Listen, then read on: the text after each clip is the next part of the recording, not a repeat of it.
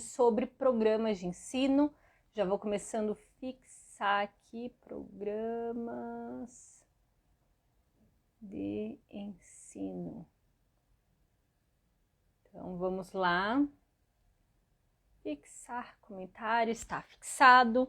Então, pessoal, nós começamos toda essa trajetória da avaliação, né, daquele todo acolhimento com os pais, com as crianças, quando a gente está seguindo análise de comportamento. Então, o terapeuta fez lá a avaliação conforme os instrumentos, avaliação direta, enfim.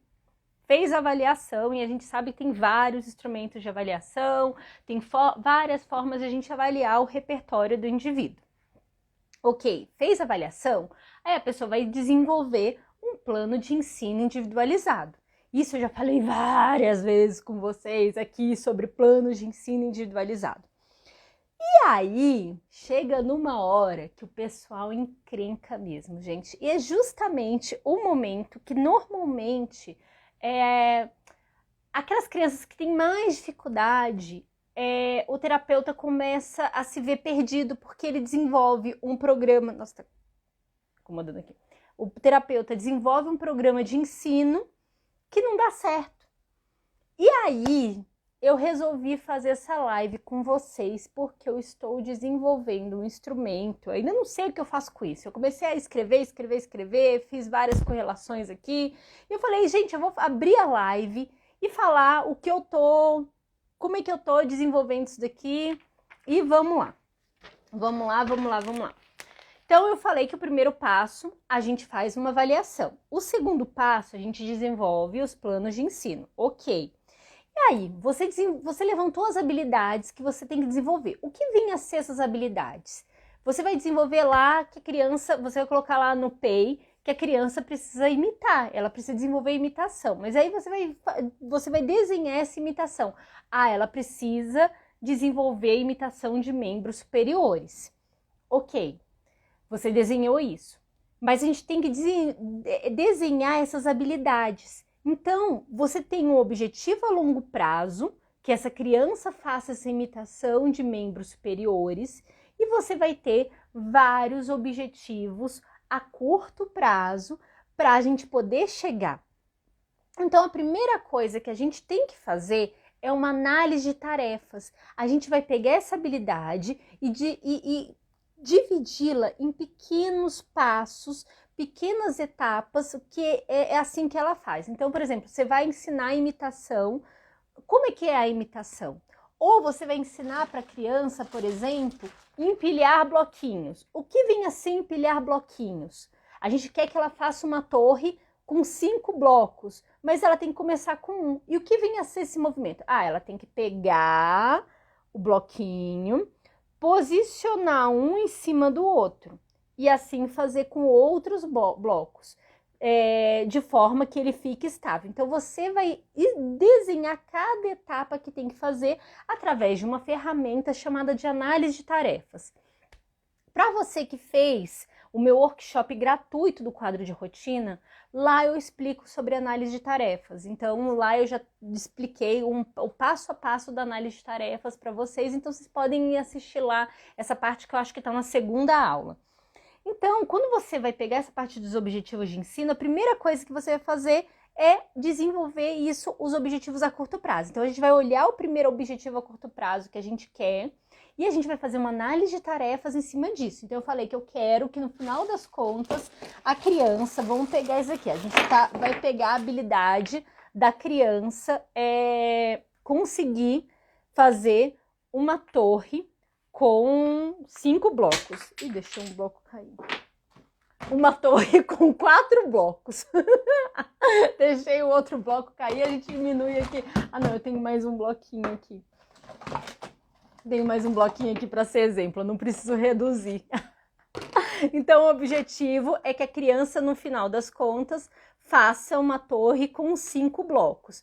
A gente vai começar o primeiro objetivo a curto prazo com um bloco em cima do outro.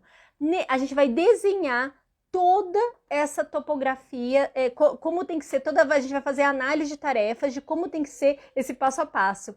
Gente, a Amanda me tirou a concentração aqui, aquela didática dessa mulher.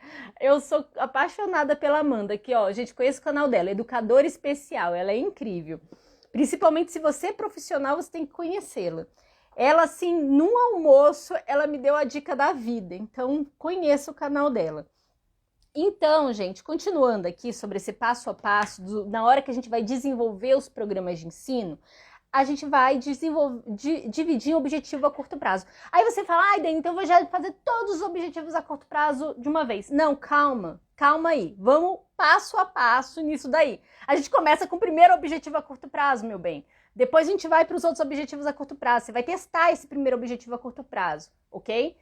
Vamos lá. Então, primeira questão, você vai chegar e vai desenvolver essa questão da linha de base. Isso daqui, gente, eu tô pegando aqui, isso tudo aqui eu escrevi, tem, sei lá, foi no dia que eu fui fazer minha colonoscopia, que eu passei a madrugada e hoje eu dei uma melhorada. Então, foi essa produção aqui, por isso que eu tô olhando o tempo todo pra cá. Então, o primeiro passo, a gente vai desenvolver a questão do controle instrucional para esse primeiro objetivo a curto prazo. O que vem a ser essa questão do controle instrucional? Se você está fazendo uma atividade com a criança tem que estar envolvida com você.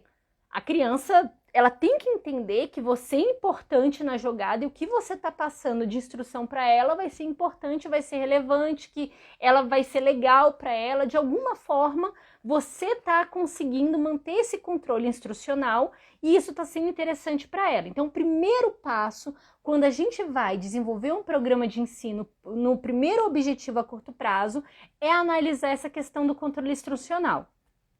Então, existem várias técnicas de controle instrucional. Tem a dos 7 passos do Robert Sharron, que eu gosto muito dos 7 passos do Robert Sharron.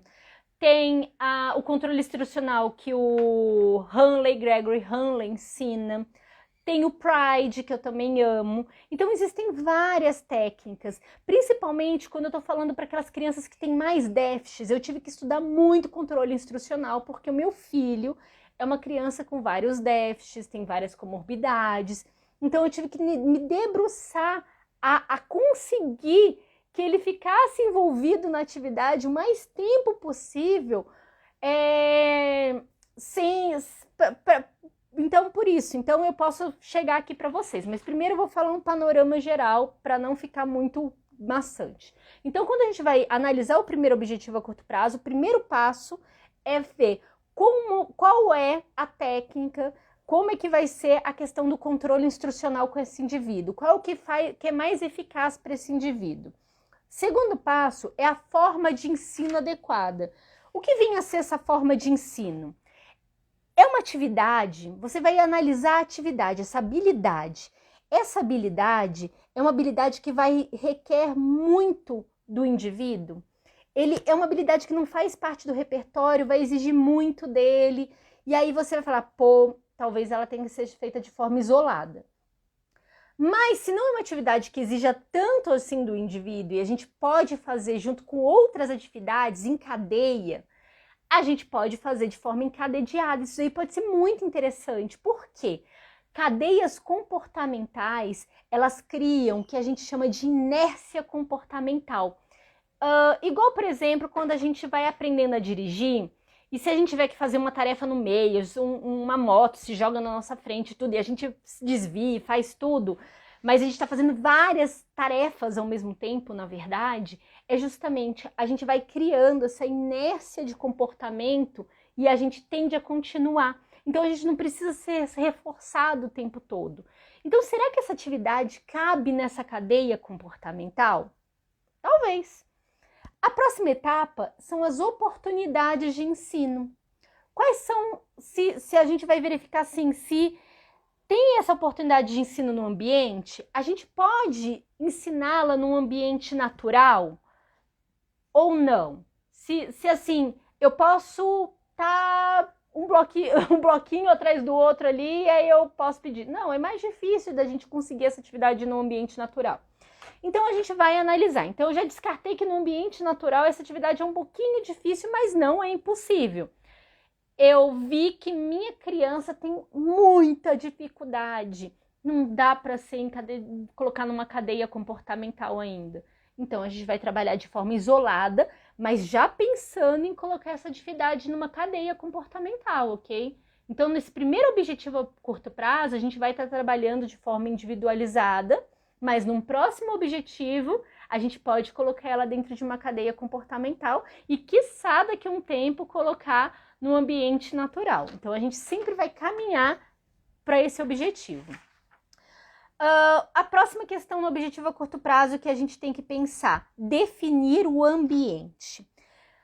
A gente tem que estudar o ambiente onde a gente vai fazer isso. A gente tem que se perguntar, a gente tem que fazer uma progressão também nesse ambiente. A gente vai estudar o local, vai ser um local conhecido ou a gente já pode fazer em locais desconhecidos?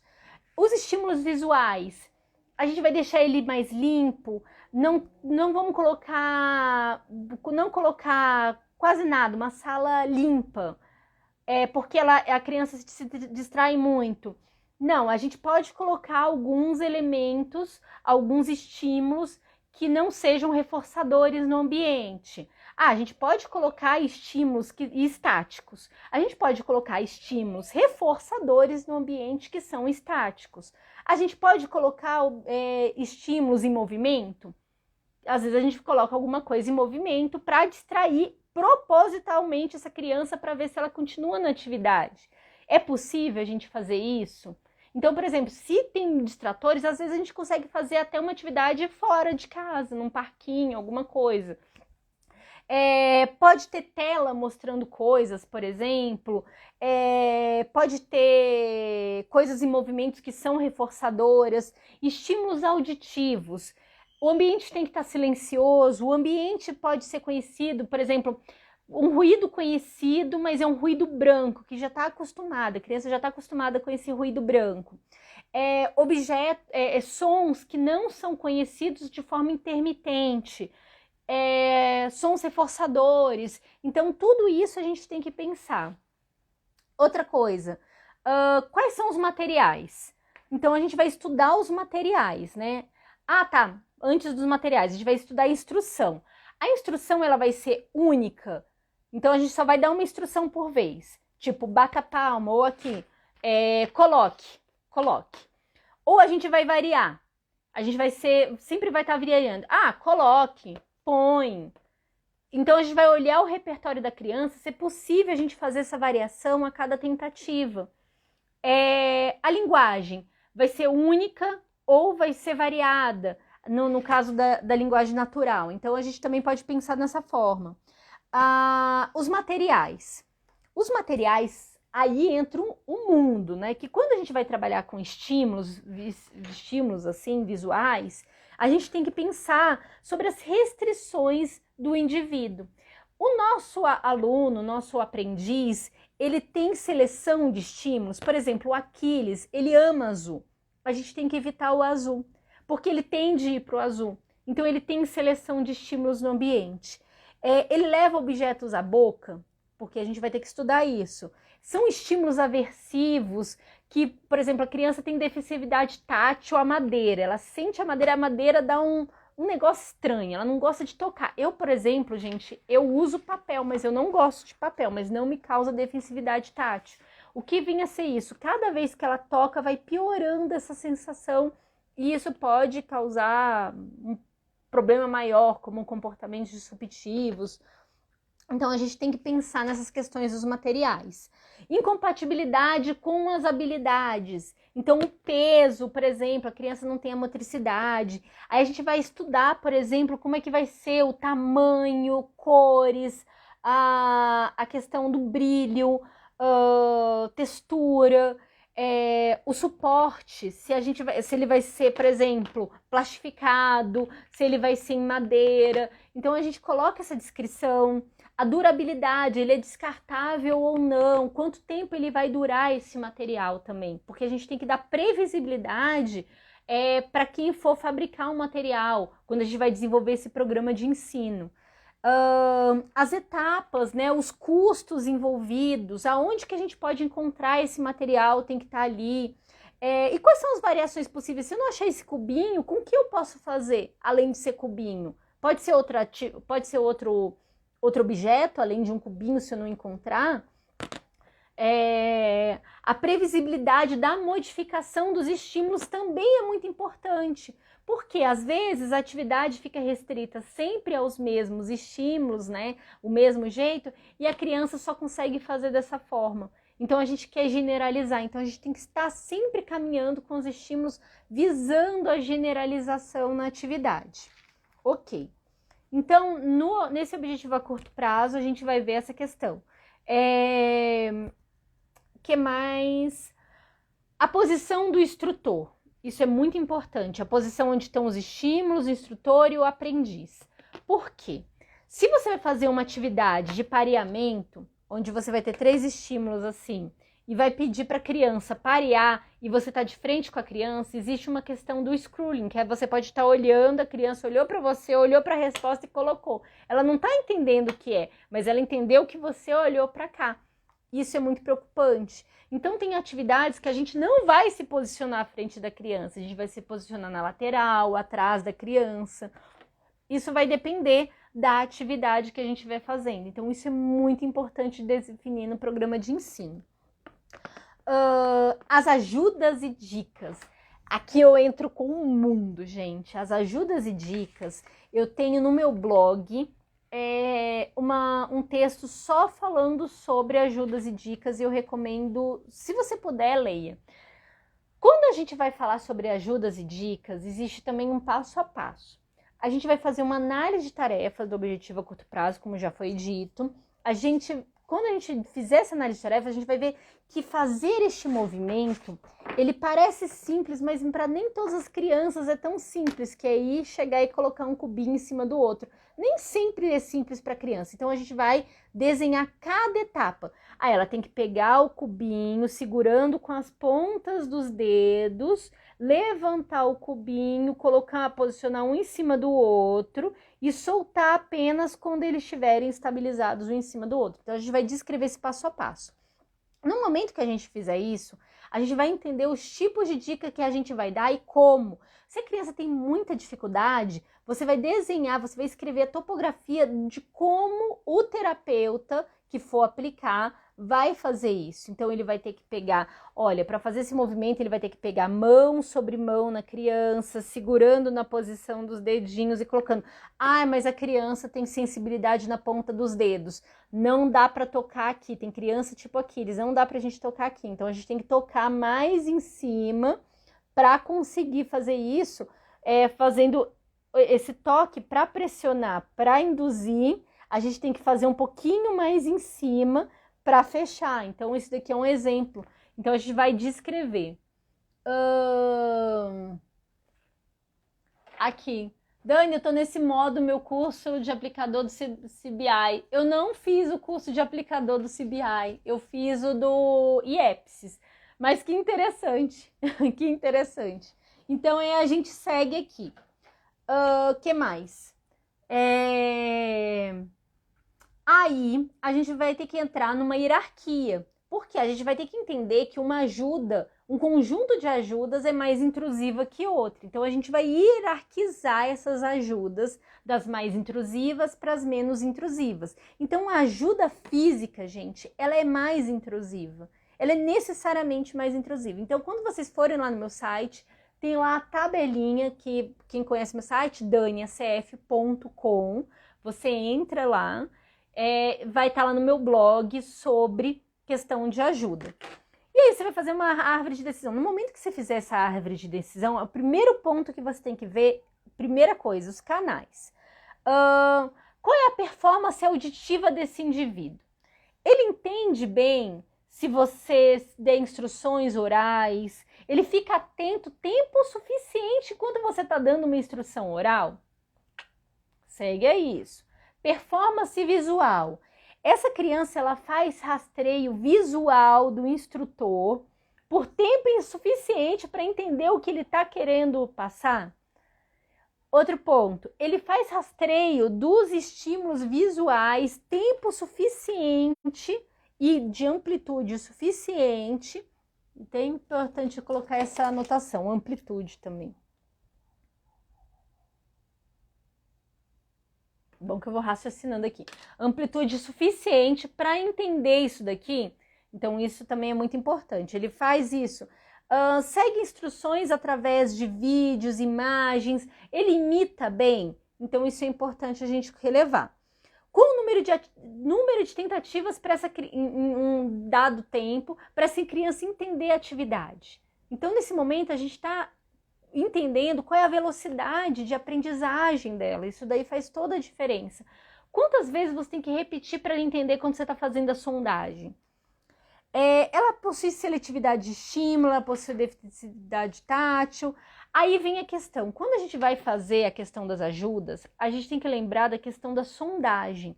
A sondagem, gente, ela sempre, quando a gente vai testar coisas, ela tem que ser em dias diferentes. Você vai fazer 3 sessões em 3 dias diferentes. Por quê? Um dia a pessoa pode estar bem, outro dia não pode. Então, assim, em 3 dias a gente tem uma média para saber como esse indivíduo tá. Aí, e avaliar quem for aplicar. Por quê?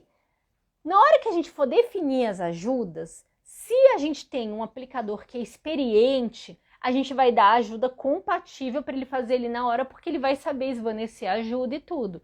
Se esse aplicador ele não é experiente, tipo é um pai, uma mãe, é um aplicador que está começando a aprender sobre aba, a gente vai permanecer com menos, a gente vai diminuir o número de ajudas simultâneas e vai deixar essa mais intrusivo mesmo. Normalmente é isso. E aí a gente finaliza com a questão das ajudas. Quando e como? Quando a gente fala quando, a apresentação ela vai ser única ou vai ser simultânea? Vai ser várias ajudas juntas ou vai ser uma ajuda por vez? A gente vai trabalhar com atraso, então esse atraso ele vai ser constante ou vai ser progressivo? E como é que vai ser o esquema de sondagem?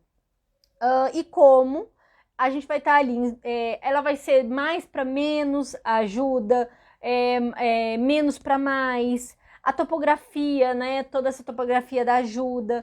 As dicas, elas vão ter, dentro dos estímulos, né? Tipo, eu colocar um cubão grande assim, para a criança ver um cubo bem grande, a ajuda vai estar inserida dentro do estímulo. Então, isso é muito importante para a gente se perguntar também. Então, nesse primeiro objetivo a curto prazo, nós vamos analisar justamente isso, né? Nós vamos, a gente estudou, fez o controle instrucional, analisou a forma de ensino adequada, definiu os materiais, posição do instrutor, dos estímulos, do aprendiz, as ajudas e as dicas, e aí entra na técnica de correção de erros. Por quê? A gente evita o erro. A gente realmente tenta evitar que ocorra um erro. E lembrando que comete o erro é a gente, não é a criança.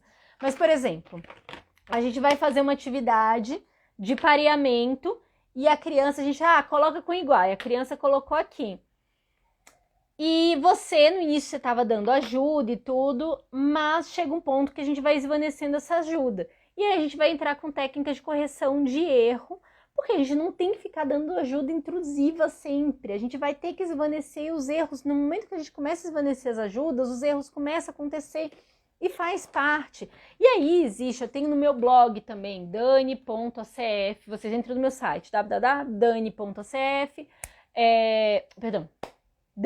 daniacf.com, www.daniacf.com, e aí vocês vão entrar no meu blog, e no meu blog eu falo lá sobre várias técnicas de correção de erro, mas várias técnicas que você vai escolher qual é a mais adequada.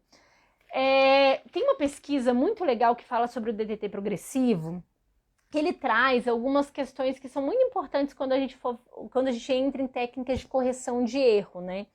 Que a primeira questão é que, assim, o terapeuta, na hora que ele for fazer a correção de erro, ele tem que usar uma voz diferente da voz do reforço.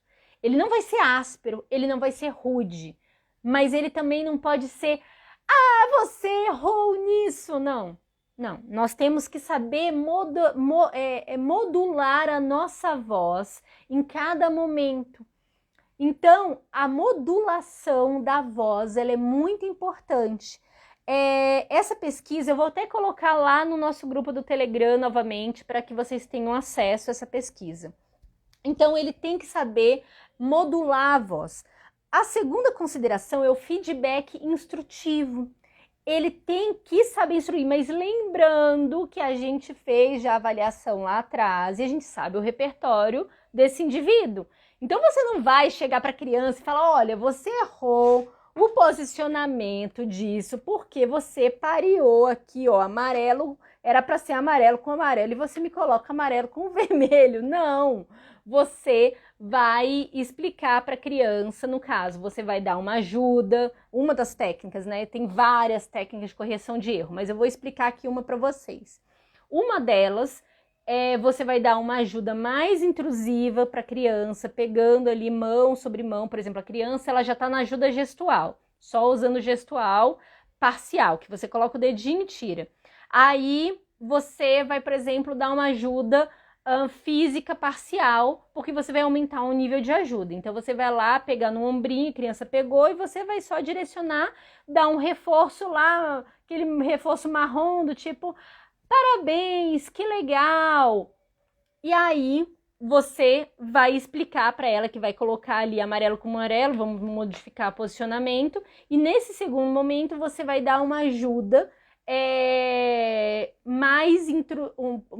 menos intrusiva do que aquela anterior, só que ainda não é aquela que estava escrita, que era de 2 segundos, por exemplo, que é ajuda gestual parcial. Você vai ficar ali segurando até ela acertar. Então, dentro lá é dos 5 segundos. Então, segurou aqui e ela foi e colocou igual, e aí deu aquele reforço super mega power e segue com o programa. Então, todas essas técnicas, essas figurinhas aqui, ó, que tem as técnicas de correção de erro, está no meu site. Vocês podem encontrar lá, tá bom? Tá lá no meu blog sobre correções de erro. Seguindo ainda para essa pesquisa, vamos lá. Deixa eu só ver aqui. Pronto. Seguindo aqui com a pesquisa,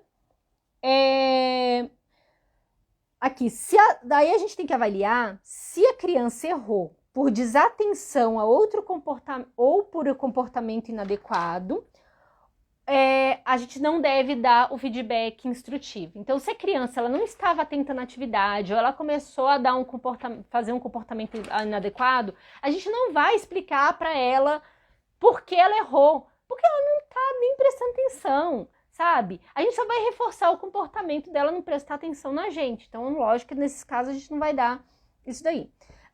E a outra é se o controle de estímulo é defeituoso, é comum para o aprendiz, o feedback deve apenas endereçar o alvo primário. Então, a gente simplesmente vai explicar para a criança que é amarelo com amarelo. Então, é o caso de uma criança com baixo repertório. Ok, seguindo lá o passo a passo, vamos falar agora sobre os esquemas de reforçamento.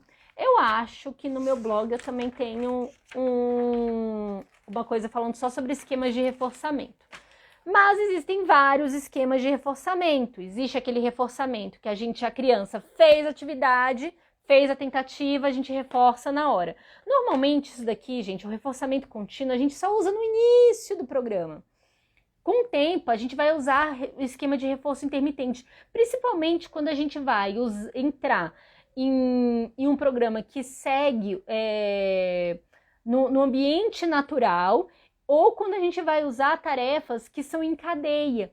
Então, nesses dois casos, nós não precisamos mais reforçar em cada tentativa. E a gente tem que caminhar para isso. A gente sai desse negócio de um reforço contínuo o mais rapidamente possível. Então, a gente tem o esquema de reforço contínuo, a gente tem de razão fixa. Então, a cada 3 tentativas a gente reforça. Isso daí, o de razão fixa, ele é muito usado, por exemplo, quando a gente vai trabalhar em cadeia. Porque a criança fez uma atividade, fez outra, reforçou ali. Então, a gente já tem uma previsibilidade, ela já tem uma previsibilidade que vai terminar.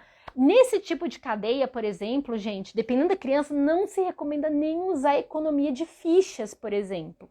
Porque você vai quebrar a cadeia pegando ficha. Ela já vai entender que uma coisa vem depois da outra e tá tudo ok. Já outras, por exemplo, a economia de fichas é interessante para entender que a atividade está acabando. Então, vai depender muito. Então, a gente vai fazendo sempre essa correlação sobre, ok, eu vou escolher esse esquema de reforçamento, mas em que momento esse é o meu objetivo a curto prazo desse programa tá? Em que etapa eu tô? Eu tô numa atividade que ela tá muito estérea, sabe? Estérea no sentido assim, não tem, a gente tá trabalhando num ambiente que é muito silencioso, um ambiente estéreo, a gente tá fazendo tentativa por tentativa, e aí a gente vai analisar qual é o esquema de reforçamento. Não, a criança já tá com uma dinâmica, ela já consegue fazer 3 repetições ali, tá ok. Então, em que modelo nós estamos? Nós estamos numa cadeia de comportamento, então a gente está com esse programa, ele está inserido dentro de uma cadeia, de uma atividade que é encadeada com outras atividades. Então esse raciocínio que a gente tem que ter na hora da gente escolher o esquema de reforçamento ideal. Então tá tudo interligado e é isso que eu tô tentando desenhar aqui para vocês, tipo um algoritmo, para facilitar na hora de desenvolver os programas. E tudo depende da sondagem do primeiro objetivo a curto prazo. Tudo, o nosso raciocínio vai começar ali na sondagem do objetivo a curto prazo. Legal. A gente vai fazer um checklist. Cadê? Ah, tá. E aí viu o esquema de reforçamento, ok. É porque eu já tô falando que eu vou desenvolver, que eu tô querendo desenvolver um checklist do teste da OCP, do objetivo a curto prazo. Então, para a gente verificar qual o número da OCP, o registro da integridade, aí eu vou desenvolver aqui, aí eu fiz umas anotações e fui lendo aqui para vocês. Me perdi. Então, para cada OCP, é importante que a gente faça isso. Então, por exemplo, você foi e terminou o primeiro objetivo a curto prazo. E a gente vai fazer uma previsibilidade dos próximos objetivos a curto prazo para chegar naquele objetivo a longo prazo. Como eu estava falando para vocês, a gente está aqui colocando, a gente quer que no final a criança consiga empilhar 5 blocos, empilhar os 5 blocos. Mas o primeiro objetivo a curto prazo é que ela empilhe 1. O segundo, por exemplo, é que ela empilhe os 3 blocos. E o último objetivo a curto prazo é que ela empilhe os 5. A gente pode fazer esses saltos. Não precisa cada objetivo a curto prazo ser um bloco. Não faz sentido. A gente faz um salto. Então, a gente trabalha dessa forma. Eu não falei sobre os reforço diferencial com vocês, nem economia de fichas. Mas fica para uma outra live.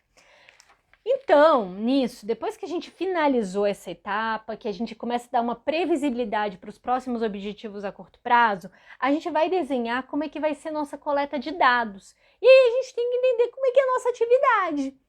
A gente tem que entender sobre as propriedades do comportamento. Então, quais são as propriedades do comportamento, né? Vamos lá para vocês que estão estudando sobre análise do comportamento. É o locus temporal, a extensão temporal, a repetição. Então, em qual essas propriedades que cabe esse comportamento que a gente está ensinando para a criança?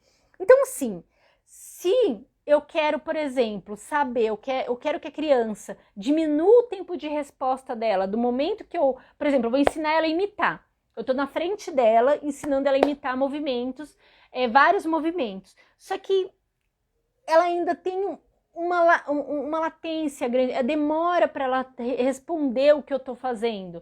O que eu vou fazer é cada vez diminuir, porque ela tem que ser cada vez mais rápida. Eu estou fazendo assim, ela está fazendo assim. No momento que eu estou fazendo assim, ela já tem que mudar o movimento. Então, ela tem que perceber e ficar fazendo essa leitura conforme eu estou fazendo. Então, esse programa eu vou trabalhar nisso. Então, eu vou estar medindo, a minha principal medida vai ser esse tempo entre essas modificações da resposta. Eu posso estar olhando nessa questão. Extensão temporal. Eu vou olhar, por exemplo, a duração. Então, quanto o tempo de que esse comportamento permanece. Então, a gente vai olhar, quanto tempo esse comportamento ele vai estar permanecendo. Por exemplo, aquela criança que levanta muito, muito, muito, que corre para um lado e para o outro, que não fica quietinha nenhum momento numa atividade, e a gente quer aumentar o tempo de ela conseguir ficar ali concentrada na atividade. Então a gente vai estar trabalhando justamente essa duração dela ficar, e a gente vai estar reforçando esse comportamento dela estar engajada ali na atividade, ao invés de estar fugindo, correndo e tudo. Então, é uma forma. Então, nesse caso, a gente estaria usando extensão temporal. E repetição, que é contagem, que é o caso daqui.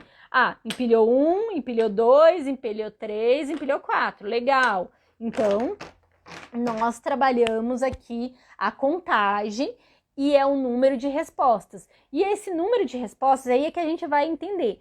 A gente vai poder estar olhando esse número de respostas conforme um tempo. Então, qual é a métrica? Vai ser duração? Vai ser número de ocorrências? Vai ser número de ocorrências por tempo? Vai ser a topografia da resposta que a gente está querendo modificar, a forma que o indivíduo faz?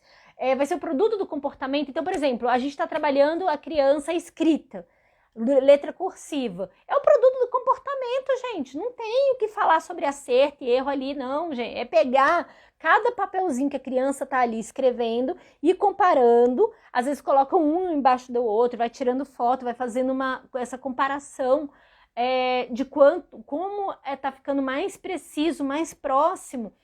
Então a gente pode trabalhar dessa forma, a gente vai trabalhar com o produto, a criança está pintando, ela cada vez está pintando dentro do quadradinho como foi desenhado. É isso, entendem? É isso que a gente está trabalhando aí. É o intervalo entre um comportamento ou outro que a gente está querendo aumentar ou diminuir. Então, é isso que pode ser também. E o registro?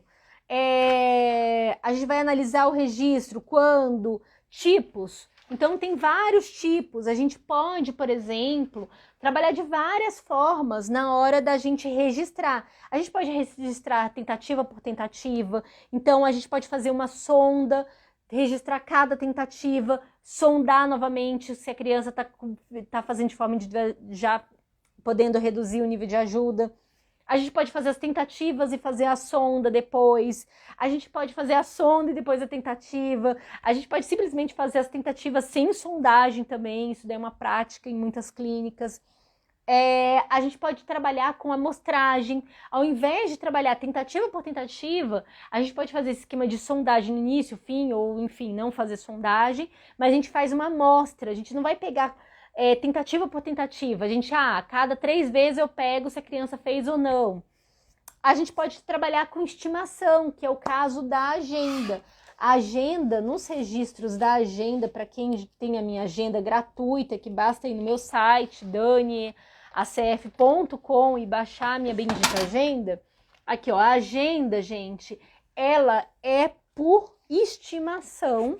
E eu estou gostando muito de trabalhar com estimativa. Por quê?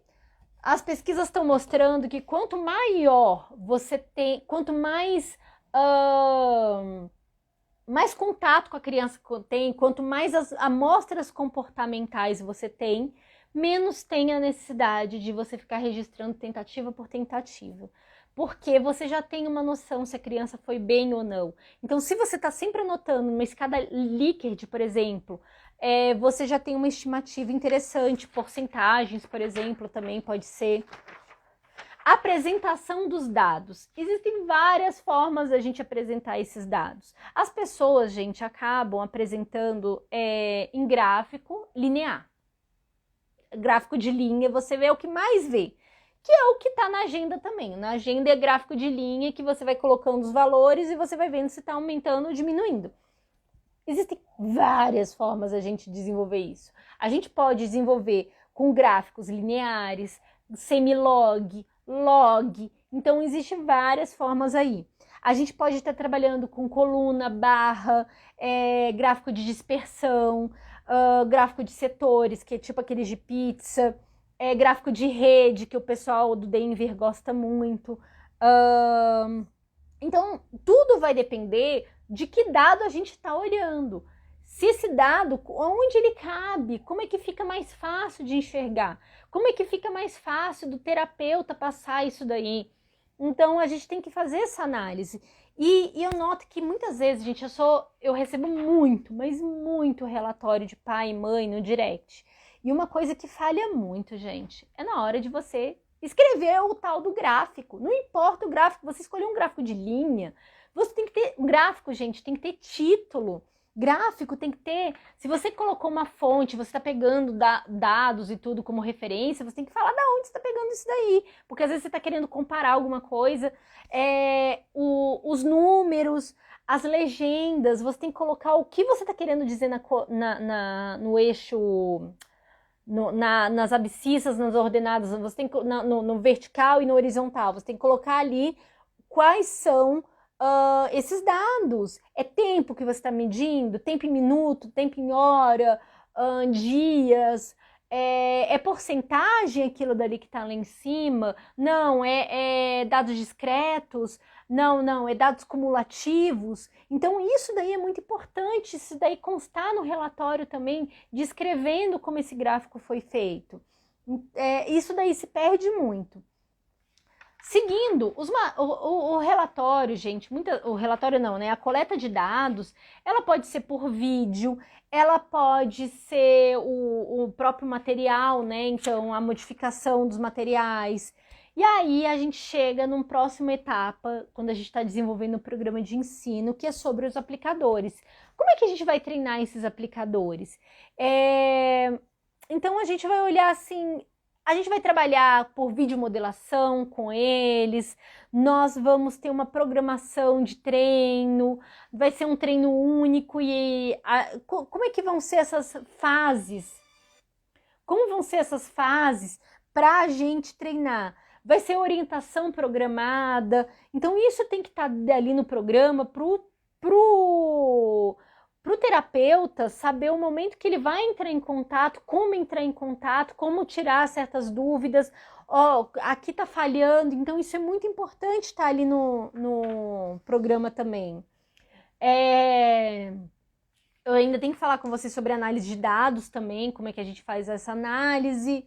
Aí também, isso daí já tô entrando aqui em outras coisas. E sempre no programa a gente tem que caminhar para generalização. Como é que vai ser essa estratégia de generalização? Porque o que acontece muitas vezes é que as crianças, elas aprendem e desaprendem, porque não foi pensado em como ela generalizar. Então é isso, gente, que eu queria trazer para vocês. A live ficou meio densa, né? Eu acho que eu vomitei muito conteúdo aqui para vocês de uma vez só. Mas era isso tudo que eu queria falar para vocês. Que na hora que a gente for desenvolver um programa de ensino, primeira coisa que a gente tem que pensar é, ok, eu quero ensinar essa habilidade. Essa habilidade, onde encontrar videomodelação? O supervisor, às vezes, ele tem que fazer. Ele tem que fazer a videomodelação para passar. Existem alguns canais na internet de videomodelação. Existem alguns canais na internet que tem essa questão, no YouTube mesmo, e você vai achar muito termo em inglês para videomodelação. Mas eu estou falando aqui sobre desenvolver programas de ensino personalizados. Então, cabe ao supervisor, na hora que ele está desenvolvendo esses programas de ensino, ou coordenador, depende da estrutura da clínica, se ele vai ensinar por videomodelação para o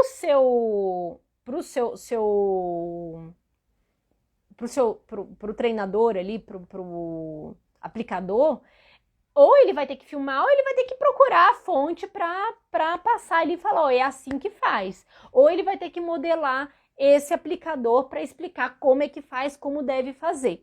Por isso que quando a gente vai falar que a aba ela tem que ser tecnológica, e quando a gente fala sobre a dimensão tecnológica da aba, as pessoas falam, a aba tem que ser tecnológica porque você escreve no programa e qualquer pessoa do mundo vai fazer igual. Não é assim, gente. Porque eu escrevo um post e cada um entende de uma forma diferente. Se fosse assim, se a gente escreve e a pessoa e todo mundo entende igual, não existiria interpretação de texto, onde a gente vai interpretando e a gente interpreta conforme o nosso repertório. A gente vai levantando ali todas as nossas conexões cognitivas e a gente entende. Então, a aba, ela só é tecnológica quando a gente consegue ensinar para a pessoa exatamente como tem que fazer. Então, muitas vezes, o supervisor ou o coordenador, ele vai ter que modelar esse terapeuta, esse aplicador, para fazer da forma que ele está querendo explicar ali. Entende? Exatamente. Então, pegar vídeos às vezes, genéricos na internet pode ajudar ou não, pode atrapalhar. Porque às vezes para essa criança a ajuda vai ser mais personalizada, dando exemplo do Aquiles. Exemplo do Aquiles. Tinha uma atividade, gente, que a gente fazia com Aquiles, que a gente tentou de frente e não dava certo. Não dava certo mesmo fazer de frente, porque abria fuga e tudo, não estava legal, não conseguíamos manter o controle instrucional. Então eu comecei a fazer de lado. De lado não dava certo. Não dava certo porque eu não conseguia dar o suporte necessário, porque ele tinha dificuldade de pegar. Qual foi a solução? E isso foi o supervisor dele, olhando, fazendo atividade. Ele falou assim, Dani, faz o que eu quero ver. Era colocando ele no meu colo, sentada no chão, de trás para ele, mas próxima a ele o suficiente para eu conseguir fazer o movimento para ele para ajudar. Foi a única forma que a gente conseguiu desenvolver a atividade. Aonde que a gente ia ver isso na internet? Para o supervisor, ele teve que ser personalizado. Então foi uma ajuda completamente personalizada. E aí vem a complicação. Aí você fala, Dani, mas é tão complexo isso, são tantas etapas, são tantas coisas que podem. Sim, exatamente. Exatamente. São tantas variáveis que a gente trabalha na análise de comportamento, mas são tantas que as pessoas lidam com a análise do comportamento como uma ciência muito exata. E as coisas não são tantas variáveis. A gente até fala na engenharia que nem a engenharia deveria ser exata, porque a gente está trabalhando com muitas variáveis. E no ser humano, pelo amor de Deus, é o que mais variáveis a gente tem. O que a gente faz, o que a gente tenta é tomar registro disso.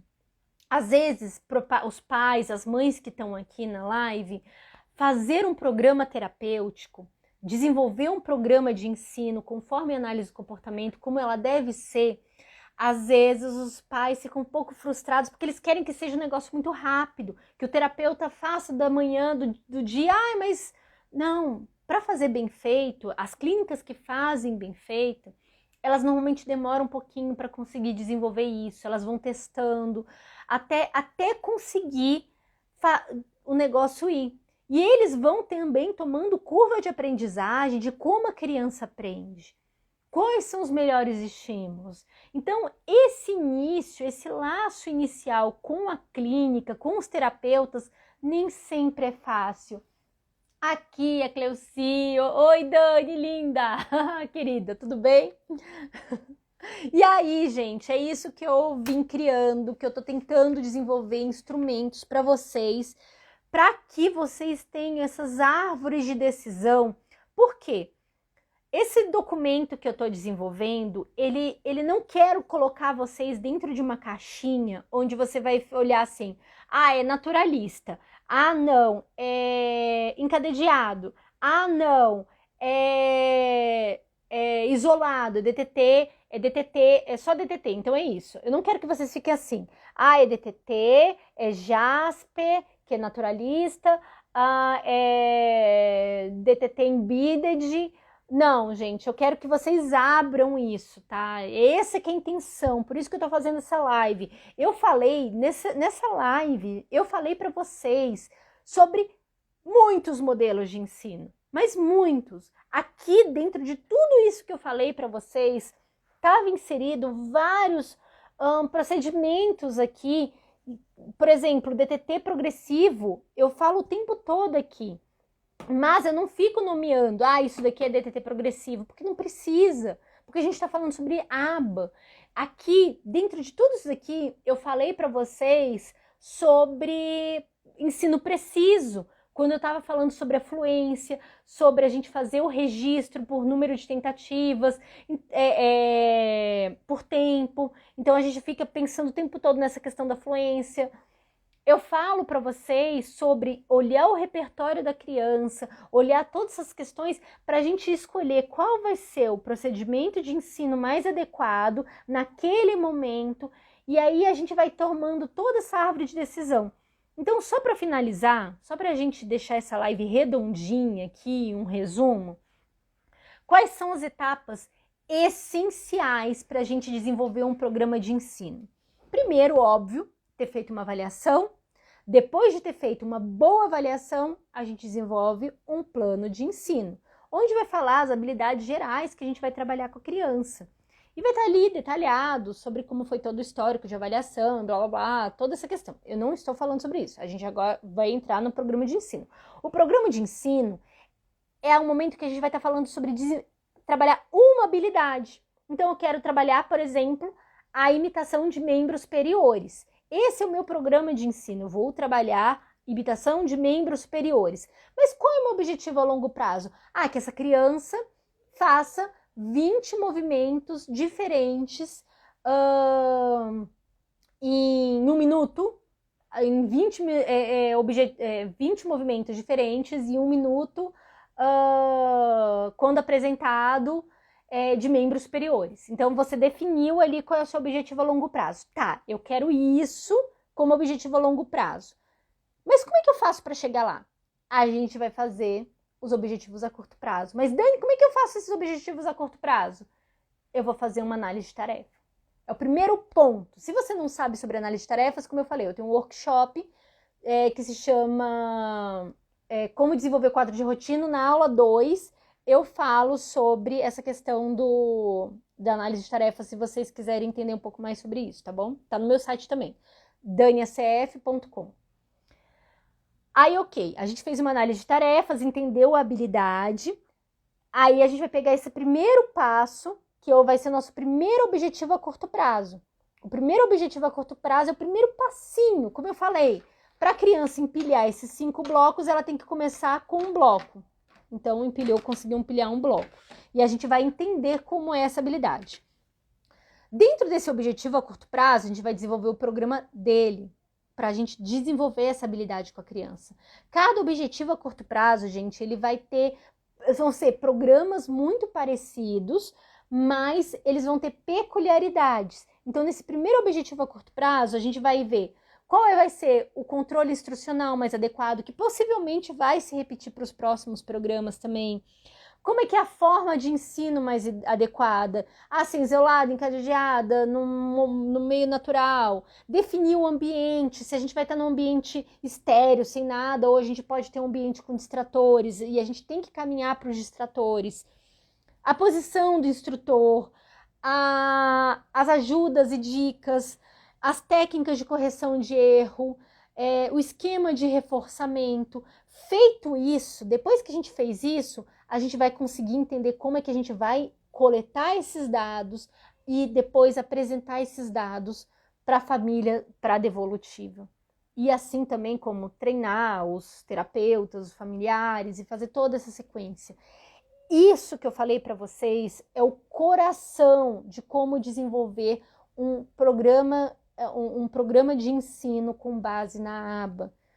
A gente tem que ficar muito atento a isso para não vacilar, porque tem crianças que vão ter muita dificuldade de aprendizado. E para essas crianças que têm muita dificuldade de aprendizado, nós vamos que ter muita cautela e saber o que a gente vai alterar. Porque não adianta, gente, por favor, não aceitem isso. Crianças que ficam ali fazendo 4 anos de terapia e não evolui, não desenvolve. Isso não é normal. Uma criança, gente, com 2 aninhos, ela já tem que, você desenvolver um programa em questão assim, de poucas sessões, ela já tem que estar passando de objetivo a curto prazo. Entende? Ela tem que estar diminuindo o nível de suporte. Então pode até não estar passando de objetivo a curto prazo, se você tem uma criança com mais déficit, com mais dificuldade, mas ela tem que estar diminuindo o nível de suporte, entende? Então, assim, se você começou uma atividade, como eu falei dos bloquinhos, onde dentro desse objetivo a curto prazo é empilhar só um bloquinho, no início você vai estar com uma ajuda física, por exemplo, total, mão sobre mão. Depois, uma ajuda gestual total, uma ajuda gestual parcial. Então a gente vai trabalhando isso até esvanecer essa ajuda. E essas ajudas, elas, dependendo da idade, é esperado que a criança, ela esvaneça. Aqui, Almeida Vanderli, aqui, Dani, estou aprendendo muito com os seus cursos. Ai, que bom que você está aprendendo bastante. Fico muito, muito feliz que você esteja aprendendo. Todos os meus cursos, eles foram feitos com muito, muito carinho. O reforço ainda está sendo construído. Eu ainda estou gravando aula, fazendo material para o reforço, que o reforço ainda segue. O curso de habilidades fundamentais, o reforço, quem compra o reforço ganha habilidades fundamentais. O reforço está R$ 347, o curso de habilidades fundamentais está R$ 52. O curso de habilidades fundamentais, gente, só para explicar, ele foi feito com base nessa minha agenda, que ela é gratuita, a agenda é gratuita. Você entra no meu site, daniacf.com, e baixa essa agenda que ela vai de avaliações de habilidades fundamentais até os registros, onde você faz os registros e tudo, tá certo? Vocês têm acesso a tudo isso. E sem contar o meu mundo de materiais gratuitos que vocês têm no meu site. Então, vocês entrem no meu site e olhem lá todas as questões.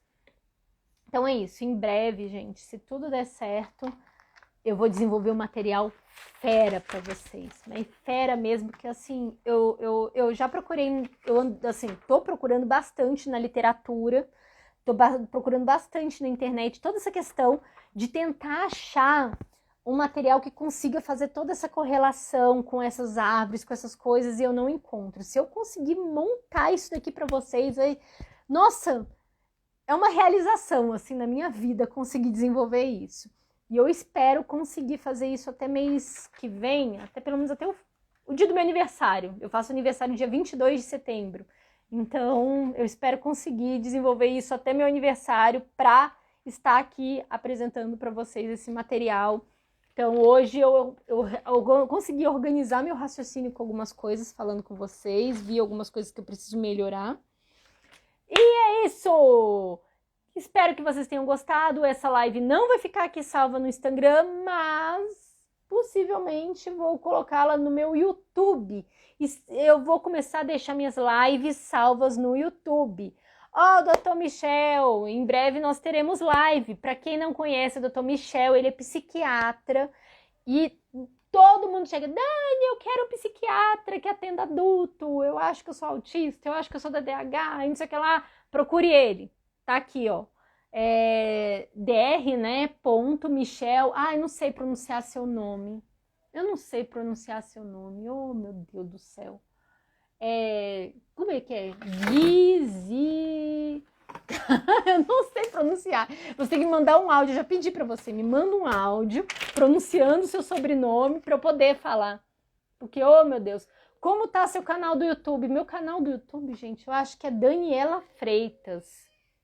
Ou é Daniela CF? É só vocês entrarem no meu site, que tem todos os meus canais. Você entra no meu site, daniacf.com, que aí você encontra tudo meu lá, tá bom? Meu site, você vai encontrar tudo. Eu vou colocar aqui meu site, mas tá no link da bio, tá? Basta clicar no meu link da bio que você acessa também meu site. Então, tira um print para salvar, entra no meu site, se cadastra no meu site, baixa tudo que é material gratuito lá, porque tem muita coisa gratuita. E beijo para vocês, que eu preciso fazer um monte de coisa ainda, gente. Beijo, até mais!